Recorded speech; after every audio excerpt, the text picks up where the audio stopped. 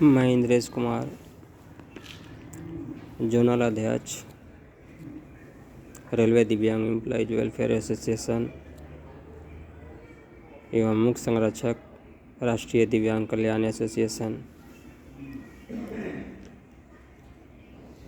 आज पुनः मैं एक नए विषय के साथ, एक नई जानकारी के साथ अपनी भाई बहनों के बीच में उपस्थित हुआ हूँ। ये विषय है निःशक्त अधिनियम 2016 से संबंधित कि आखिर निःशक्त अधिनियम 2016 को निःशक्त अधिनियम 1995 के रहते हुए भी क्यों बनाया गया, क्यों इतना सशक्त बनाया गया। भाइयों, जैसे कि मैंने पिछली बार वीडियो में बताया कि एशिया प्रशांत क्षेत्र में एक सम्मेलन हुआ था और उसी सम्मेलन में भारत भी हस्ताक्षरकर्ता देश था। तब उसके प्रभाव से 1995 दिव्यांगजन अधिकार अधिनियम बना। संयुक्त राष्ट्र ने 13 दिसंबर 2006 को दिव्यांगों को वैश्विक स्तर पर प्रभावी बनाने हेतु एक महासम्मेलन बुलाया और उसमें दिव्यांगों के कल्याण हेतु दिव्यांगों के बीच में किसी भी प्रकार का भेद नहीं हो, उनके बीच समाज में समानता हो, समाज में मुख्यधारा से जोड़ने के लिए, दिव्यांगता के रोकथाम के लिए, दिव्यांगों के अधिकार, उनके पूर्ण संरक्षण के लिए एक प्रस्ताव पारित किया और उस प्रस्ताव पर कई राष्ट्रों ने हस्ताक्षर किए, जिसमें भारत भी 1 अक्टूबर 2007 को उस संयुक्त राष्ट्र घोषणा पत्र पर हस्ताक्षर किया,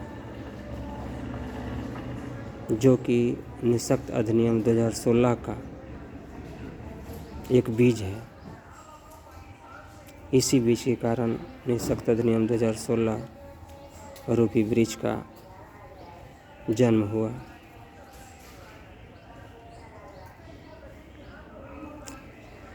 अर्थात यूँ कहे तो 13 दिसंबर 2006 को संयुक्त राष्ट्र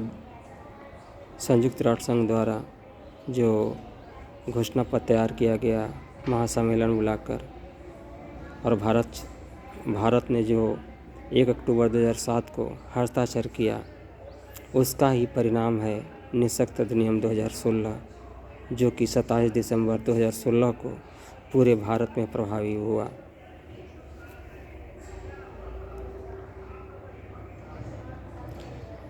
निःशक्त अधिनियम 1995 और निःशक्त अधिनियम 2016 में अंतर क्या है, तो वो बता दूं कि निःशक्त अधिनियम 1995 और निःशक्त अधिनियम 2016 में काफ़ी अंतर है। निःशक्त अधिनियम 1995 उतना प्रभावी नहीं था, उतना सशक्त नहीं था जितना सशक्त निःशक्त अधिनियम 2016 को भी बनाया गया। निःशक्त अधिनियम 1995 में यूनाइटेड नेशन कन्वेंशन की जो पॉलिसी थी, जो 50 आर्टिकल है, उस आर्टिकल को जोड़ा नहीं गया था, जबकि निःशक्त अधिनियम 2016 में यूनाइटेड नेशन कन्वेंशन के तहत जो 13 दिसंबर 2006 को बुलाई गई थी, उस समय दिव्यांगों के कल्याण हेतु, समाज में मुख्यधारा से जोड़ने हेतु, असमानता दूर करने हेतु, दिव्यांगता को रोकथाम हेतु, उनके अधिकारों, उनकी सुरक्षा के संरक्षण हेतु, उनके कल्याण हेतु जो बनाए गए थे, उसमें 50 आर्टिकल तैयार किए गए थे, जिसको निःशक्त अधिनियम 2016 में अभिप्रेरित कर दिया गया। दूसरा, जहाँ निःशक्त अधिनियम 1995 में केवल 7 प्रकार के दिव्यांग थे, वहीं निःशक्त अधिनियम 2016 में इनकी संख्या बढ़ाकर 21 कर दी गई है।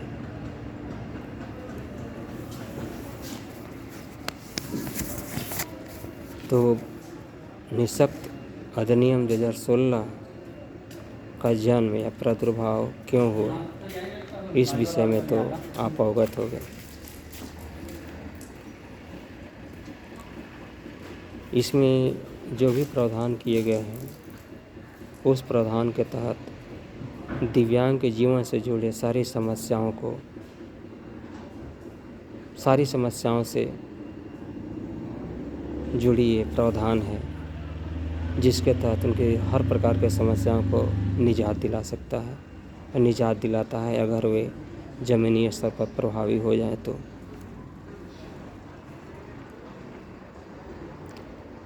निःशक्त अधिनियम 2016 की धारा 1 में यही निःशक्त अधिनियम 2016 के विषय में कहा गया है, जिसमें 13 दिसंबर 2006 को जो संयुक्त राष्ट्र संघ द्वारा दिव्यांगों के लिए 50 आर्टिकल बनाए गए थे, इसके अलावा दिव्यांगों को और भी सशक्त करने के लिए जो 2016 अधिनियम बने,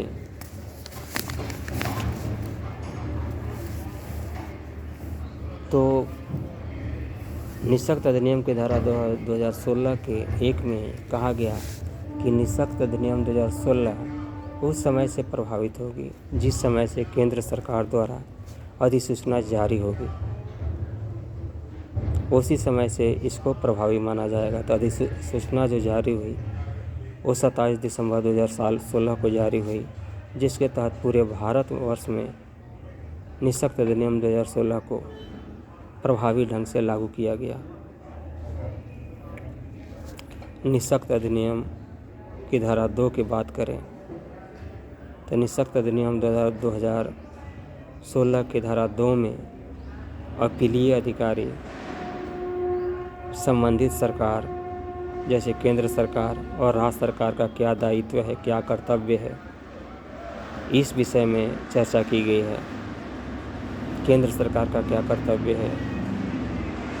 अपीलीय अधिकारी का मतलब हुआ कि जब हम किसी समस्या को लेकर के हमारी समस्या होती है तो संबंधित समस्या को कौन से संबंधित अपीलीय अधिकारी के पास हम अपनी समस्या को रख सकते हैं और या कहाँ अपील कर सकते हैं, इसकी जानकारी दी गई है।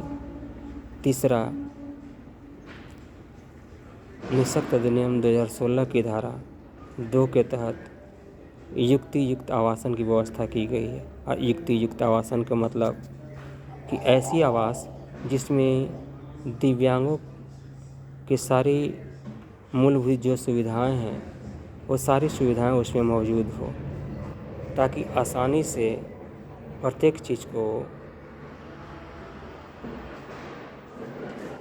या प्रत्येक चीज़ तक पहुंच पाने में सक्षम हो, उनके बीच कोई अवरोध नहीं हो, कोई कठिनाई नहीं हो, उनकी पूरी तरह से सुरक्षा हो, जिसमें हम बेसिक इंफ्रास्ट्रक्चर कर सकते हैं। तीसरा चीज़, पंजीकृत संगठन। निःशक्त अधिनियम 2016 की धारा 2 में पंजीकृत संगठन की चर्चा की गई है। पंजीकृत संगठन के मतलब कि दिव्यांग बच्चों का माता पिता का संगठन या दिव्यांग लोगों के द्वारा राज्य स्तर पर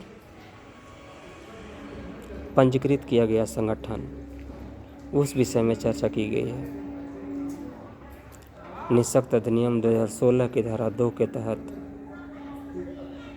रिसोर्स सेंटर अर्थात संसाधन केंद्र दिव्यांगों के लिए एक महत्वपूर्ण केंद्र होता है, जो कि मेरी समझ से प्रत्येक प्रखंड स्तर, अनुमंडल स्तर और राज्य स्तर पर होना चाहिए। संसाधन केंद्र ही एक ऐसी जगह है जहाँ पे दिव्यांगों को 100% लेटेस्ट या पुरानी सही सूचनाएं प्रदान की जाती है, सही जानकारी दी जाती है, कल्याणकारी सूचनाएं प्राप्त होती हैं।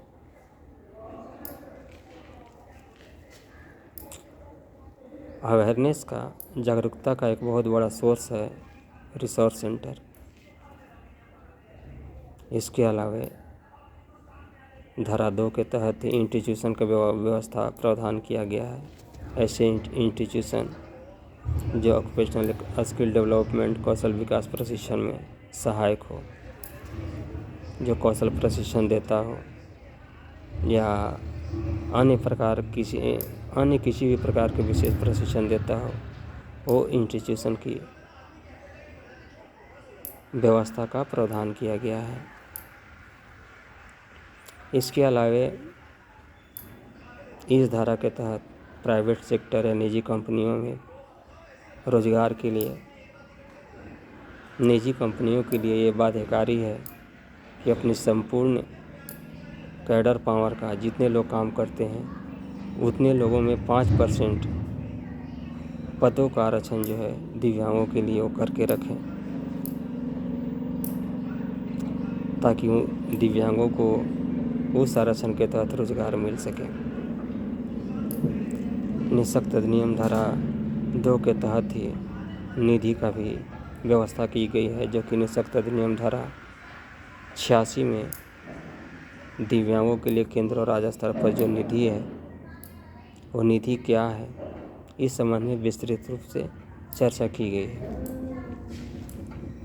निःशक्त अधिनियम 2016 की धारा 2 के तहत यूनिवर्सल डिजाइन, अर्थात यूनिवर्सल डिजाइन मीन्स वैश्विक डिजाइन, अर्थात जितने भी पब्लिक बिल्डिंग या प्राइवेट बिल्डिंग कंस्ट्रक्ट हो रहे हैं वो सभी हार्मोनाइज्ड गाइडलाइन 2016 के तहत ही निर्मित हो। अर्थात उसमें दिव्यांग को अगर पहले से दूसरे तले पे जाना है या तीसरे तले पे जाना है तो उसके लिए एक्सीलरेटर की व्यवस्था हो या लिफ्ट की व्यवस्था हो, व्हीलचेयर की व्यवस्था हो, ब्रेल सिग्नेज हो, वार्निंग बेल हो।